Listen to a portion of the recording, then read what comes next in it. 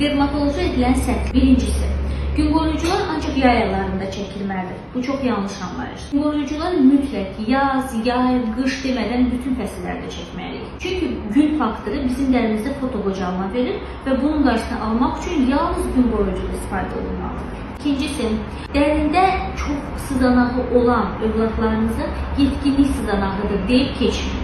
Çünki normaldan artıq sızanaqlar dəridə çox ciddi çapıla, ləkəyə, hətta dərinin və üzün deformasiyasına səbəb ola bilər. Bunun üçün uşaqlarınızı normal və vaxtında dermatoloqa aparın.